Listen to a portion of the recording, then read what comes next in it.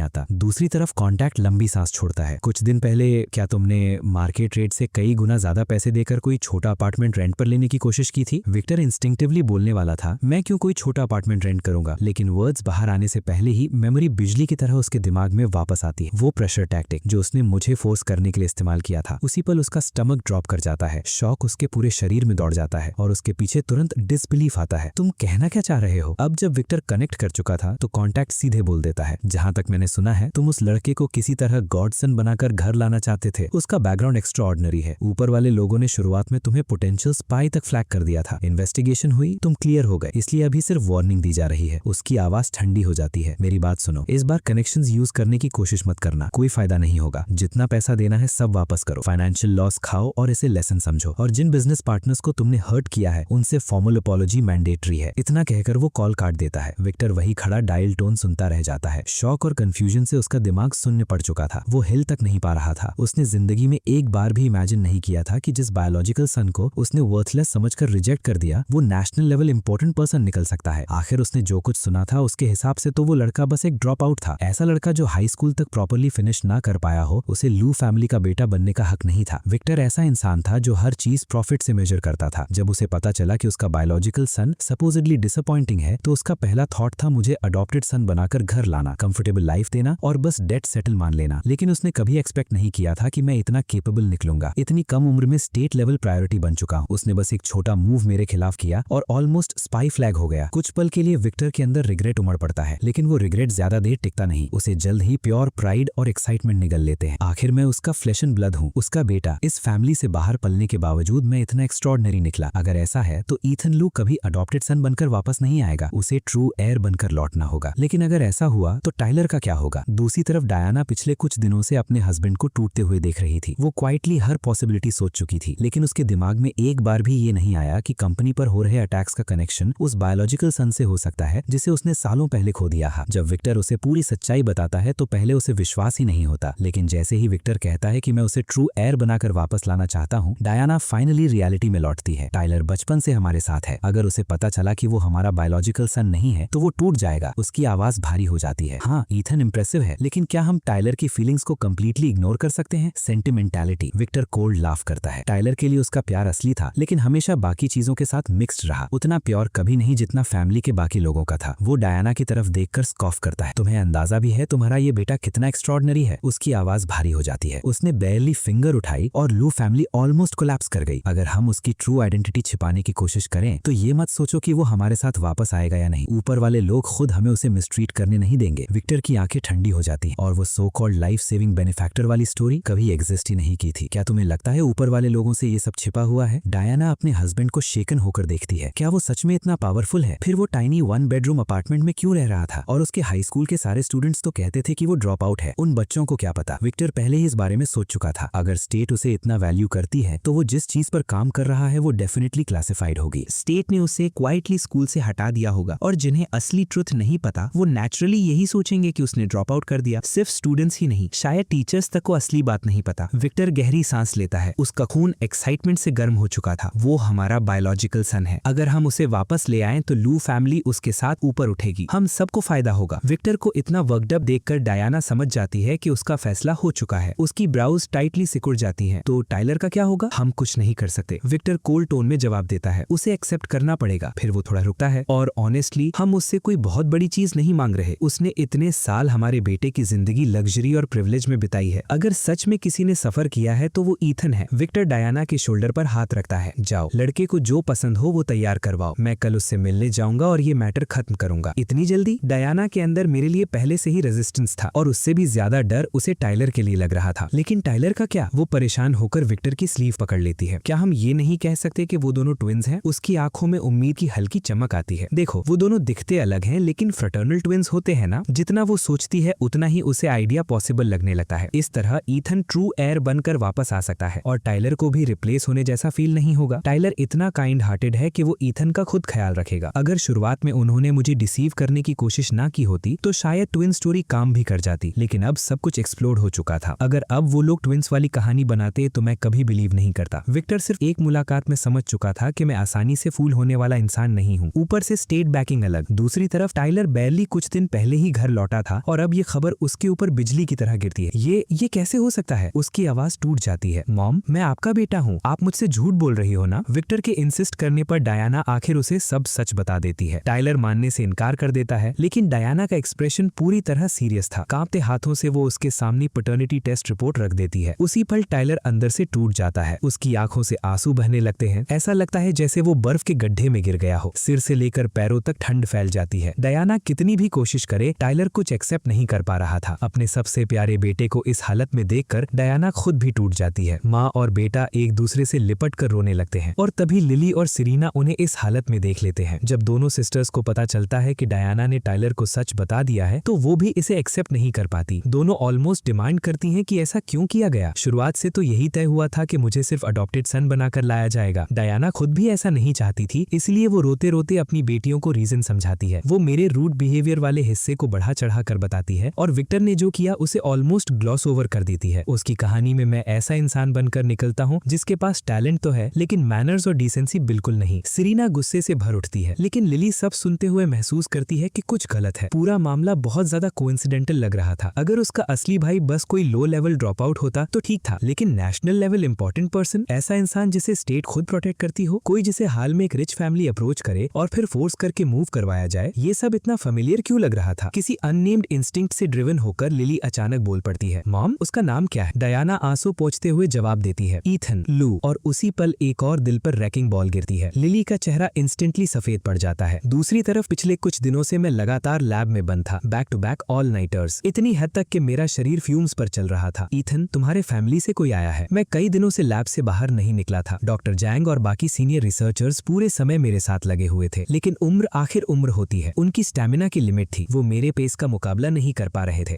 कई दिन बिना सोए काम करने के बाद जब उनका लिमिट क्रॉस हो जाता तो वो कुछ घंटों के लिए रेस्ट रूम जाकर आराम करते। वो लोग मुझे बार बार बोलते रहते हैं कि जल्दबाजी मत करो, लेकिन मैं खुद को रोक नहीं पाता। मैं स्पेशल पाउच रिसर्च को जितना जल्दी हो सके कंप्लीट करना चाहता हूँ, किसी और वजह से नहीं, बस इसलिए कि मैं वॉरलॉक की फाइनल शार्ड हासिल कर सकूं और वो सब क्लेम कर सकूं जो वॉरलॉक पीछे छोड़ गया था। डॉक्टर जैंग और बाकी लोगों को बिल्कुल अंदाजा नहीं कि मैं असल में क्या चाहता हूँ। उन्हें लगता है मैं बस फायर्ड अप हूँ। लू फैमिली वाली सिचुएशन के बाद वो लोग मेरी तरफ से इक्वली एंग्री और एंग्शियस हैं। इसलिए जैसे ही उन्हें पता चलता है कि लू फैमिली यहाँ आई है, वो तुरंत भागते हुए मुझे बताने आते हैं, जाकर मुंह पर पानी मारो और उनसे मिलाओ, डेफिनेटली अपॉलॉजी देने आए होंगे। पिछले कुछ दिनों से मैं स्पेशल पाउच रिसर्च में इतना डूबा हुआ था कि लगभग भूल ही गया था कि लू फैमिली जैसी कोई चीज भी एग्जिस्ट करती है। तो वो लोग आ ही गए। मैं हल्का इंटरेस्टेड हो जाता हूँ, मतलब मेरी छोटी रिपोर्ट सच में काम कर गई। मैं दोनों हाथों से अपना चेहरा जोर से रगड़ता हूँ। कहाँ है वो? स्कूल गेट पर वेट कर रहे हैं, ढेर सारे गिफ्ट पैक्स लेकर आए हैं, क्लियरली अपॉलॉजी रन है। डॉक्टर जैंग कोल्ड लाफ करते हैं, लू फैमिली कुछ भी नहीं है। अगर ईथन को कुछ हो जाता तो 10 लू फैमिलीज मिलकर भी उसकी कीमत नहीं चुका सकती थी। ठीक है, मैं शांत होकर जवाब देता, मैं ये काम रैप अप कर लूं फिर चलता हूँ। वॉरलॉक की लेगेसी इंपॉर्टेंट थी, लेकिन इस मोमेंट के लिए भी मैं काफी लंबे समय से ग्राउंड वर्क बिछा रहा था। सच कहूं तो मुझे जेन्युइनली एक्साइटमेंट हो रही थी ये देखने की कि आज वो लोग कैसे प्ले करेंगे। दूसरी तरफ लू फैमिली आज पूरी ताकत के साथ आई थी। फैमिली का हर मेंबर जो सिटी में मौजूद था यहाँ था। टाइलर भी आया था, जबकि उसकी जरूरत नहीं थी। पूरी फैमिली ने उसे घर पर आराम करने को कहा था, लेकिन रोने धोने के बाद टाइलर ने सिर्फ इतना कहा, इस पूरी सिचुएशन में सबसे इनोसेंट इंसान ईथन है। इतने साल मैंने उसकी जिंदगी लग्जरी में जी है, ये अपॉलॉजी मेरी भी रिस्पॉन्सिबिलिटी है। टाइलर की डिसेंसी ने डायना और सेरेना दोनों को डीपली मूव किया और उसी के साथ मेरे लिए उनका रिसेंटमेंट और भी बढ़ गया। जहां तक लिली की बात थी, उसके अंदर सिर्फ ड्रेड और ह्यूमिलिएशन बाकी था, कुछ और महसूस करने की जगह ही नहीं थी। कोइंसिडेंसेस अब इतने परफेक्ट हो चुके थे कि वो खुद डरने लगी थी, और सबसे ज्यादा डर उसे इस बात से लग रहा था कि उसका असली भाई भी चिंगबे यूनिवर्सिटी में पढ़ता है। आखिरी उम्मीद पकड़कर वो भी विक्टर और बाकी लोगों के साथ यहाँ आई थी, ब्लेजिंग सन के नीचे खड़ी होकर अपने असली भाई का इंतजार करते हुए। और जैसे ही वो फेमिलियर फिगर बाहर निकलता है, एक पल के लिए उसे सच में लगता है कि काश वो यहीं गायब हो जाए। मुझसे मिलना था? मैं काम वॉइस में पूछता हूँ। क्या बात है? मैं सीधे लैब से आया था, बस मुंह पर पानी मारा था, कपड़े बदलने की भी जरूरत नहीं समझी। दुश्मनों के सामने जितना इनडिफरेंट दिखो उतना ज्यादा प्रेशर क्रिएट होता है। मैं लू फैमिली की तरफ ब्लैंक एक्सप्रेशन से देखता हूँ, कहीं फिर से मुझे अपना बेटा बनाने के लिए प्रेशर डालने तो नहीं आए। आज लू फैमिली पूरी तरह ड्रेस्ड अप थी। साफ दिख रहा था कि उन्होंने इस अपॉलॉजी को सीरियसली लिया है। गेट की भीड़ में उनकी तरफ नजर जाते ही मैं सबको तुरंत पहचान लेता, और नेचुरली लिली को भी। वो बिल्कुल ऐसे खड़ी थी जैसे उस पर बिजली गिर गई हो। मैं हल्का सा आईज नैरो करता हूँ, लेकिन चेहरा एक्सप्रेशनलेस रखकर नजर दूसरी तरफ घुमा लेता हूँ। मेरी नजर टाइलर पर पड़ती है। उसका फेस पेल था, उसकी स्माइल पेनफुली फोर्स लग रही थी। डायना की आंखों में साफ डिस्प्लेजर था, सेरेना की नजरों में प्योर हॉस्टिलिटी। सिर्फ विक्टर मुस्कुरा रहा था, लेकिन उसकी आंखों में एम्बिशन और बेयरली हिडन प्राइड साफ चमक रहे थे। एक्सक्यूज मी, विक्टर कुछ बोलते पहले ही सेरेना भड़क उठती है। बड़ों से ऐसे बात करते हैं? बड़े? मैं आईब्रो उठाता हूँ और धीरे धीरे अपनी नजर विक्टर पर टिकाता हूँ। मतलब वो लोग जो अचानक कहीं से आकर मुझे अपना बेटा क्लेम करना चाहते हैं, और जब मैंने मना किया तो प्रेशर टैक्टिक्स यूज करते हैं। सरीना की ब्राउज इंस्टेंटली नीचे गिरती हैं। तुमने अभी क्या कहा? बस विक्टर तुरंत उसे काट देता है। मैंने आने से पहले क्या कहा था? सरीना चुप हो जाती है। विक्टर मुझे अपनी प्रैक्टिस स्माइल देता है। तुम ईथन हो, राइट? पिछली बार मैंने चीजें बैडली हैंडल की थी, इसलिए आज खास तौर पर अपॉलॉजी देने आया हूँ। वो आंखों से डायना को सिग्नल देता है। डायना तुरंत आगे बढ़ती है, हाथ में गिफ्ट बैग लिए। वो जबरदस्ती स्माइल करने की कोशिश करती है। ये हमारी तरफ से छोटा सा गिफ्ट है, प्लीज रख लो। जरूरत नहीं। मेरा रिफ्यूजल बिल्कुल साफ और इमीडिएट था। वैसे भी उस अपार्टमेंट को मार्केट रेट से 4 गुना देकर रेंट कराने वाली ट्रिक का मुझ पर कोई असर नहीं पड़ा। मैं कामली जोड़ता हूँ। स्कूल ने मुझे विला दे दिया। वो अपार्टमेंट तो बस ऐसी जगह है जहां मैं कभी कभी चला जाता हूँ, इसलिए अपॉलॉजी मैं एक्सेप्ट कर लेता हूँ, लेकिन गिफ्ट नहीं चाहिए। नहीं, ऐसा नहीं हो सकता। विक्टर तुरंत बोलता है, गलती शुरू से मेरी थी। मेरा ओरिजिनल इंटेंशन तुम्हारे लिए जगह खरीदने का था, लेकिन उस दिन तुम्हारी बातों ने मुझे इरिटेट कर दिया, इसलिए मैंने तुम्हें थोड़ा स्केयर करने की कोशिश की। वो हल्की हंसी हंसने की कोशिश करता है। मेरी उम्र का आदमी एक यंग लड़के से इतना वर्कअप हो जाए, ये पूरी तरह मेरी गलती है। विक्टर ने यहाँ आने से पहले हर शब्द रिहर्स किया था। उसकी बातें इतनी पॉलिश थी कि फेक लग रही थी। मैं हिलता तक नहीं, ब्लिंक भी नहीं करता, बस उसे परफॉर्म करते हुए देखता रहता हूँ। ये देखकर विक्टर की मोमेंटम टूटने लगती है। वो थोड़ा रुकता है। एक्चुअली आज मैं सिर्फ अपॉलॉजी देने नहीं आया, कुछ बात भी करनी थी। वो स्माइल मेंटेन करने की कोशिश करता है। मैंने एनियन रेस्टोरेंट में टेबल रिजर्व किया है। वैसे भी लंच टाइम होने वाला है, क्यों ना खाना खाते हुए बात करें? जरूरत नहीं है। मैं बिना हेजिटेशन के मना कर देता हूँ। जो कहना है यही कहो। जैसे ही मैंने टाइलर को उनके साथ आते देखा था, उसी पल समझ गया था कि आज विक्टर क्या चाहता है। उसने देख लिया था कि मैं सक्सेसफुल हूँ। अब वो मुझे अडॉप्टेड सन नहीं, रियल सन बनाकर वापस ले जाना चाहता था। मैं बस सोच रहा था टाइलर अंदर से कैसा फील कर रहा होगा। उसकी आंखें साफ बता रही थी कि वो रो चुका है, और ऑनेस्टली ये देखकर मुझे अच्छा लग रहा था, लेकिन मेरे चेहरे पर उसका एक ट्रेस तक नहीं था। विक्टर क्लियरली मेंटली प्रिपेयर होकर आया था, इसलिए वो गुस्सा नहीं करता, बस स्माइल बनाए रखता है। चलो ना, खाना खाते हैं। एनियन ज्यादा दूर भी नहीं। नो, मैं उसे बीच में ही काट देता हूँ। मेरे पास टाइम नहीं है, इसके बाद भी काम है। बस लंच ही तो है, ज्यादा देर नहीं लगेगी। मैं उसकी आंखों में देखकर फ्लैट वॉइस में बोलता हूँ, मुझे आपके साथ खाना नहीं खाना। बार बार रिजेक्ट होने के बाद चाहे विक्टर कितना भी प्रिपेयर होकर आया हो, असर पड़ना शुरू हो चुका था। उसकी स्माइल हल्की टूटी है। वो गहरी सांस लेकर कुछ बोलने ही वाला था कि सरीना बीच में फट पड़ती है। ये सिर्फ एक मील है, तुम्हारी प्रॉब्लम क्या है? उसकी आवाज ऊंची हो जाती है। तुमने सच में कह दिया कि तुम हमारे साथ खाना नहीं खाना चाहते? खुद को समझते क्या हो? वो बिजी स्कूल गेट पर फुल वॉल्यूम में चिल्लाती है। तुरंत आसपास के लोग मुड़कर देखने लगते हैं। मैं काम एक्सप्रेशन के साथ उसकी तरफ देखता हूँ। मैंने कभी नहीं कहा कि मैं कोई स्पेशल इंसान हूँ। मेरी आवाज बिल्कुल स्टेडी थी, लेकिन मेरे पास इतना राइट जरूर है कि मैं डिसाइड कर सकूं किसके साथ खाना खाना है और किसके साथ नहीं। इतना कहकर मैं मुड़ जाता हूँ और बिना पीछे देखे चल देता हूँ। लू फैमिली को रिप्लाई करने का मौका तक नहीं देता। कुछ ही सेकंड में भीड़ के अंदर गायब हो जाता हूँ। पीछे सरीना गुस्से से जल रही थी। विक्टर भी इक्वली फ्यूरियस था, लेकिन चारों तरफ लोग थे। ये सीन क्रिएट करने की जगह नहीं थी। वो मुश्किल से अपना रीच दबाता है और सरीना पर विशियस ग्लेयर डालता है। कई दिनों तक लगातार लैब में बंद रहने के बाद मैं सच में एग्जॉस्टेड था, इसलिए सीधे डॉम की तरफ लौटने लगता हूँ। रास्ते में अचानक मेरी मुलाकात क्लोई गू से हो जाती है। जिस रात लिली ने उसे ड्रिंकिंग में हरा दिया था, उसके बाद से वो मेरे सामने दिखना ऑलमोस्ट बंद हो गई थी। लेकिन अभी सिर्फ कुछ ही दिन हुए थे और वो फिर सामने थी, उतनी ही बोल्ड जितनी हमेशा। वो वार्म स्माइल देती है। क्या कोइंसिडेंस है? मैं कैजुअली उसकी तरफ देखता हूँ। ये मेरे डॉम वापस जाने का रास्ता है। क्लोई बिना शर्माए मुस्कुरा देती है। मुझे पता है, मैं जानबूझकर यहाँ आई हूँ। क्लोई हमेशा ऐसी ही थी। वो मेरे आसपास घूमती रहती, हर बात हर मूव में हिडन सजेशन होता, लेकिन कभी सीधे कन्फेस नहीं करती। वो अनोइंग थी, लेकिन क्योंकि वो बाकी गर्ल्स को भी मुझसे दूर रखती थी, इसलिए मैं उसके साथ अननेसेसरीली हार्श नहीं होता था। इंटरेस्टेड नहीं हूँ, मैं फ्लैट टोन में बोलता हूँ। भूख नहीं है, रेस्ट करना है, क्लीन डायरेक्ट। मैं उसके पास से निकलकर आगे बढ़ जाता हूँ। पीछे क्लोई का एक्सप्रेशन धीरे धीरे गिर जाता है। उसकी मुट्ठी धीरे से बंद हो जाती है। दूसरी तरफ विक्टर पूरी फैमिली को ब्लैक फ्यूरी में घर वापस लेकर आता है। घर पहुंचते ही वो कई वासेस तोड़ देता है और सीधे सरीना पर फट पड़ता है। क्या मैंने तुम्हें चुप रहने को नहीं कहा था? उसकी आवाज पूरे विला में गूंज रही थी। तुम्हें लगता है बायोलॉजिकल सिस्टर होने से तुम कुछ बन जाती हो? उसकी आंखों में रेज साफ था। मैंने साफ कहा था कि वो ऐसा इंसान है जिसे स्टेट खुद वैल्यू करती है, और तुम क्या हो? वो और जोर से गरजता है। इतने लोगों के सामने तुम उस पर चिल्लाई भी? विक्टर का गुस्सा पूरे घर को हिला रहा था। टाइलर और लिली साइड में खड़े थे, सांस लेने तक की हिम्मत नहीं कर पा रहे थे। डायना कुछ बोलने की कोशिश करती है, लेकिन ईथन सच में अपने एल्डर्स की रिस्पेक्ट नहीं करता। बस विक्टर तुरंत उसे काट देता है। रिस्पेक्ट नहीं करता अपने एल्डर्स की? विक्टर ठंडी हंसी हंसता है। कौन से एल्डर्स? उसकी नजर सीधी डायना पर टिक जाती है। हाँ, तुम उसकी बायोलॉजिकल मदर हो, लेकिन क्या तुमने उसकी जिंदगी का एक भी दिन उसे रेस किया? उसकी आवाज और भारी हो जाती है। जिस पल तुम्हें पता चला वो कौन है, उसी पल उसे घर वापस ले आना चाहिए था, लेकिन नहीं, तुम्हें किसी और की फीलिंग्स बचानी थी, इसीलिए तुम उसे अडॉप्टेड सन बनाकर क्वाइटली वापस लाना चाहती थी। और अब देखो, हम पूरी तरह कॉर्नर में फंस चुके हैं। विक्टर पूरा ब्लेम डायना पर डाल रहा था। सच ये था कि अडॉप्टेड सन वाला आइडिया सबसे पहले डायना ने ही दिया था। वो चाहती थी कि मुझे क्वाइटली उसी आइडेंटिटी के नीचे घर लाया जाए, लेकिन अगर विक्टर अग्री ना करता तो कोई हिम्मत भी नहीं करता उस प्लान पर आगे बढ़ने की। उस समय फैमिली के हर मेंबर को यही लगता था कि एक high school drop out true air कहलाने लायक नहीं है। ऊपर से इससे फैमिली की इमेज भी खराब होती, और सबसे बड़ी बात, इतने सालों से टाइलर के आस आसपास केयरफुली बिल्ड की गई परफेक्ट इमेज पर सीधा असर पड़ता। लेकिन अब सब कुछ बदल चुका था। मेरा असली बैकग्राउंड वैसा बिल्कुल नहीं था जैसा विक्टर ने सोचा था। मैं उसके किसी भी बच्चे से कई गुना ज्यादा अकम्प्लिश निकला और इसमें कोई डाउट नहीं था कि अगर कुछ साल और मिले तो मैं ल्यू फैमिली को ऐसी हाइट्स तक पहुंचा सकता था जिनका उन्होंने कभी सपना भी नहीं देखा था। ऑफ कोर्स ये सब तभी पॉसिबल था जब मैं वापस आऊं और उनके लिए मेरे अंदर थोड़ी गुडविल भी हो, लेकिन अभी मुझे उनके लिए कुछ फील ही नहीं होता था। ये सोचते ही विक्टर के अंदर फ्रस्ट्रेशन और बिटर हो जाती है। वो इस समय डायना का चेहरा तक नहीं देख पा रहा था। लिविंग रूम में सबको सुनाने के बाद वो गुस्से में विला से बाहर निकल जाता है और जैसे ही वो जाता है, टाइलर जो अब तक सिर्फ विल पावर के सहारे खुद को संभाले हुए था, आखिर टूट जाता है। उसके आंसू तेजी से गिरने लगते हैं। उसे कुछ समझ नहीं आ रहा था। वो बस थोड़े समय के लिए विदेश गया था, फिर सब कुछ ऐसे कैसे बिखर गया? वो अचानक किसी स्टोरी का फेक एयर कैसे बन गया? उसके फादर इतनी जल्दी उससे दूर कैसे हो गए? इतने सालों से जो प्यार उसने फील किया, क्या वो सब झूठ था? और सबसे बड़ी बात, ईथन लू को स्टेट इतना वैल्यू क्यों करती है? वो इतना एक्स्ट्रॉर्डिनरी कैसे हो सकता है? टाइलर अपनी मुट्ठी कस लेता है। आज स्कूल गेट पर मेरा एटीट्यूड याद करके वो जोर से अपने होंठ काटता है ताकि रोने की आवाज बाहर ना निकले। कोई बात नहीं, वो खुद से कहता है, मैं ही वो फेक एयर हूँ जिसे बर्थ पर स्विच कर दिया गया था, तो मुझे ही चीजें सही करनी चाहिए। वो लंबी सांस लेता है। अगर ईथन लू वापस ल्यू फैमिली में आना चाहता है तो टाइलर के जाने से फर्क नहीं पड़ता। उस थॉट को पकड़कर टाइलर धीरे धीरे खुद को स्टेडी करता है। उसकी आंखों में अजीब सी फर्मनेस आ जाती है, लेकिन सेरेना, डायना या बाकी किसी को भी टाइलर की आंखों का वो लुक नजर नहीं आता, क्योंकि इस समय घर में कोई भी ठीक हालत में नहीं था, खासकर लिली। उसका ड्रीम गाय उसका ओन ब्रदर निकला था। ये शौक उसके लिए बहुत बड़ा था। पूरा ल्यू हाउस होल्ड अब पूरी तरह कियोस में डूब चुका था और ये जानकर कि ल्यू फैमिली सफर कर रही है, मुझे ऑनेस्टली बहुत अच्छा लग रहा था। उन्हें भेजने के बाद मैं डॉम वापस जाता हूँ और सीधे सो जाता हूँ। जब मेरी आंख खुलती है तो लिली का मैसेज वेटिंग में होता है, क्या हम मिल सकते हैं? मैं धीरे से आईब्रो उठाता हूँ और उसका कॉन्टैक्ट डिलीट कर देता हूँ। लिली को ये ऑलमोस्ट तुरंत पता चल जाता है। उसके पहले से टूटे हुए दिल पर जैसे एक और शैडो गिर जाती है। वो पूरी तरह कोलैप्स तो नहीं होती, लेकिन ठीक भी बिल्कुल नहीं थी। लिली खुद को कमरे में बंद कर लेती है, रोने की इच्छा को रोकने की कोशिश करते हुए। तभी अचानक डोर खुलता है। सेरेना अंदर आती है, चेहरे पर तूफान जैसा एक्सप्रेशन लिए। तुम यहाँ छिपकर क्या कर रही हो? उसकी आवाज शार्प थी। तुम्हें जरा भी अंदाजा है टाइलर अभी कितना अपसेट है? टाइलर को क्या हुआ? लिली कंफ्यूज होकर ऊपर देखती है और सेरेना की ब्लड शॉट आईज से नजर मिलती है। सेरेना की फिस्ट्स इतनी कस चुकी थी कि नकल सफेद हो गए थे। तुम पूछ रही हो उसे क्या हुआ? उसकी आवाज कांप जाती है। वो अभी अपने कमरे में सामान पैक कर रहा है। वो ल्यू फैमिली छोड़कर जा रहा है। लिली का चेहरा इंस्टेंटली बदल जाता है। मॉम और डैड ने उसे रोकने की पूरी कोशिश की, लेकिन वो सुन ही नहीं रहा। वो कह रहा है कि वो सब कुछ ईथन लू को वापस देना चाहता है।